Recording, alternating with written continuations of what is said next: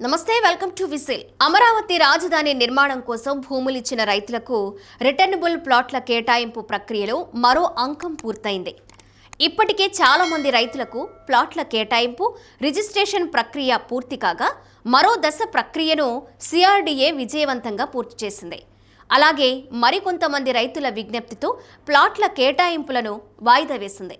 దీంతో పాటు రైతుల అభ్యంతరాలపైన సిఆర్డీఏ అధికారులు క్లారిటీ ఇచ్చారు. రాజధాని రైతులకు ఈ లాటరీ ద్వారా 115 ప్లాట్లు కేటాయించినట్లు సిఆర్డీఏ ప్రకటించింది. రాయపూడిలోని సిఆర్డీఏ ప్రధాన కార్యాలయంలో పూర్తి పారదర్శకంగా నిబంధనల ప్రకారం అధికారులు లాటరీ ప్రక్రియ పూర్తి చేసినట్లు తెలుస్తోంది.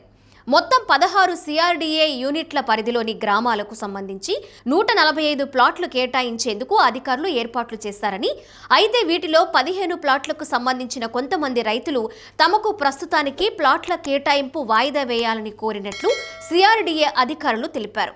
వీటితో పాటు లాటరీ ప్రక్రియ ప్రారంభానికి ముందు సిఆర్డీఏ కార్యాలయంలో అందుబాటులో ఉంచిన లేఅవుట్ పరిశీలించిన తరువాత మరో 15 ప్లాట్లకు చెందిన రైతులు కూడా వాయిదా వేయాలని కోరారు.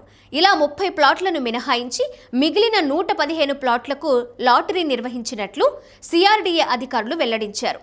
రైతులకు కేటాయించిన ప్లాట్లు ఎక్కడా రోడ్డు సూల లేకుండా, అలాగే సిఆర్డీఏకు భూమి ఇవ్వని రైతుల ప్లాట్లలో ఎక్కడా కేటాయించలేదని అధికారులు తెలిపారు. కొంతమంది దక్షిణపు ముఖం ఉన్న ప్లాట్లను తీసుకోవడానికి అంగీకరించడం లేదని చెప్పారు. కానీ దక్షిణపు ముఖం ప్లాట్ల రోడ్డు సూల ప్లాట్లుగా పరిగణించకూడదని, గతంలో కూడా ఇదే విధంగా ప్లాట్లు కేటాయించామని అధికారులు తెలిపారు. మరోవైపు ప్రస్తుత పరిస్థితుల్లో కొన్ని ప్లాట్లు పల్లపు ప్రాంతంలో ఉన్నాయని, సమాధుల దగ్గరగా ఉన్న ప్రాంతాల్లో కేటాయిస్తున్నారని, కొంతమంది రైతులు తీసుకోవడానికి వెనుకడుగు వేస్తున్నారని అధికారులు వెల్లడించారు.